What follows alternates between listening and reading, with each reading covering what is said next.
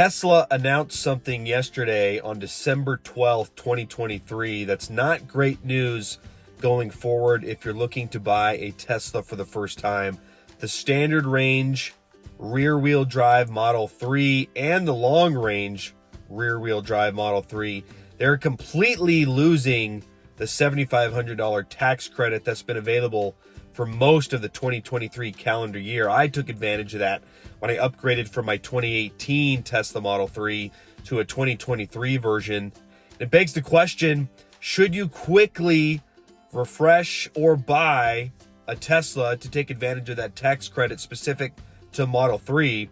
And I think the answer is a resounding yes. There's not a lot of time. There is inventory at a lot of Tesla stores throughout the United States. And I think there's 5 reasons why you should highly consider buying a Tesla right now if you've been on the fence, if you're considering it, or if you got a 2018 or 2019 Model 3 and you are waiting to see, do you update now? Do you wait for the Project Highland refresh that we have all the details for? Do you wait for that? Do you get one now? I'll give you 5 reasons why I think you should do it before the end of this year. It was expected that the tax credit would get reduced in half going into 2024. That's no longer the case. Gone at the end of 2023. And I think the first reason you should consider buying a 2023 Model 3 is the build quality is great. Keep in mind, they've been manufacturing this specific Tesla for over 5 years now, and there's been a lot of refinements, and I don't think there's ever been a better build quality for the Model 3 than what is being produced currently. I don't have any issues with panel gaps. I don't have any issues with paint. The build quality is much better than it was on my 2019 Model 3. And because of that, I think it's a good reason to buy. When they start mass producing the Project Highland version of the Model 3, it's going to be a completely new build at the factory. And that's not to say that things haven't been learned that will apply to the Project Highland, but it's not tried and true like this particular version of the Tesla Model 3. And look, build quality is important. You want these cars to last for a long time. And this particular Model 3 that's being produced right now in 2023, it's been produced for many, many years. And they're doing a great job producing high quality vehicles with minimal issues.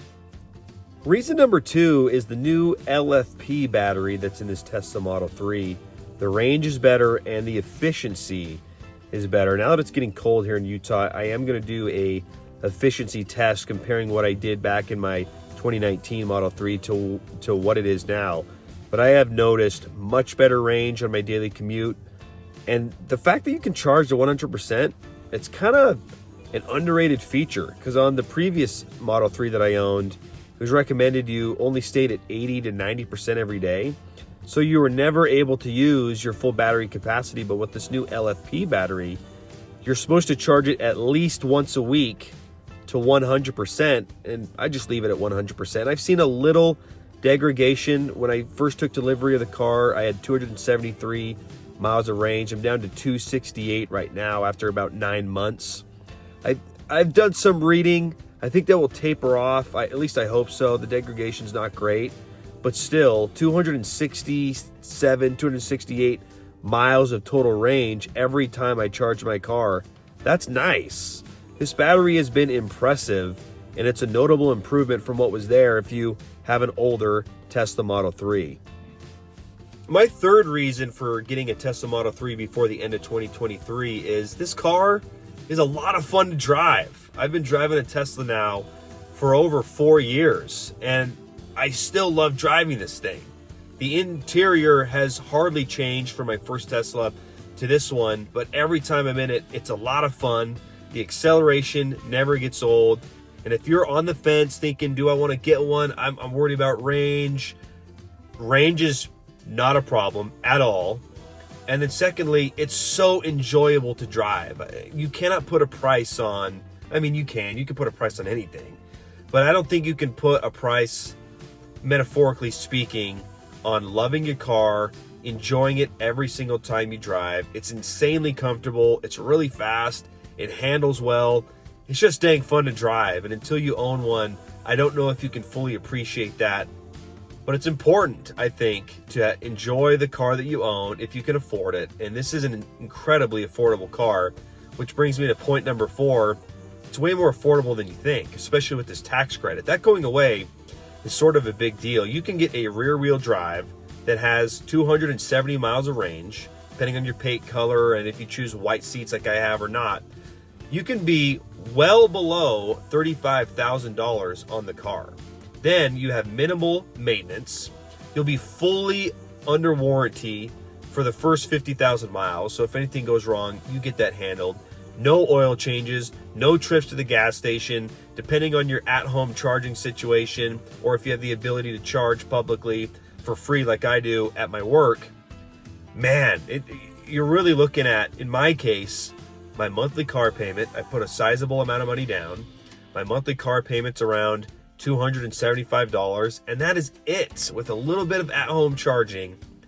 That's, I mean, you couldn't buy a brand new, take your run-of-the-mill average car, Toyota Corolla, Mazda 3, Ford. It'd be hard with oil changes, gas, and monthly payment to be around $300. So this car is a lot of fun, like I just mentioned, but also it's way more affordable than you think. And I think the longer you own it, the more economical it becomes. So don't be deceived by that upfront price tag. I think there's tremendous value in the Model 3.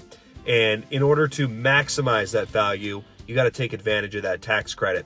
And one more perk along with the tax credit, Tesla, if you use the referral code, which I'll put here in the bottom and in the description, you'll get 6 months free supercharging. So if you need to rely on a supercharger network for the first little bit, 6 months free supercharging is certainly nice, because nobody gets free supercharging anymore like they did in the old days. So if that's something that could sway you, take advantage of that while you can, because that's not always going to be there. And the EV tax credit is not going to be there for the Model 3. And who knows, maybe that'll get revised down the road. It certainly has in the past, but it's a guarantee to get it before the end of 2023. The last reason I would recommend, if you're on the fence about buying a Tesla Model 3, is to actually buy one and not wait, is the Project Highland refresh is really cool. There's a lot that I like, but none of the features are going to make a big difference in my eyes. Maybe depending on where you live. If you're in an extremely hot climate, the perforated cooled seats could make a difference. But having a rear screen in the back, nice, but that's not going to affect me as the driver. Having the cooled seats, would really like it, but not a deal breaker. It has great ventilation and AC already in this current version of the Tesla. You got the interior lighting. Okay, I like that. I'm a big lighting guy, but that's just bells and whistles. That doesn't matter that much at the end of the day. You lose the gear stock. That doesn't matter to me. I'm fine with it. I'm fine without it. Some people, depending on your preference, maybe you prefer that. So there's some big change, and even the exterior changes. I don't think it makes the car look significantly better or worse. I think it's more from a manufacturing perspective than anything. So are these things nice? Absolutely. I'm not discrediting them. In some cases, I'm jealous of it. But if the difference is wait for that car, spend more money, you don't get the $7,500 tax credit, versus get one now, all day long. I'm telling you guys, get it now while you can, because that's a lot of money. $7,500 if you qualify for that full tax credit, that being the key. But if you do, that's a lot of money.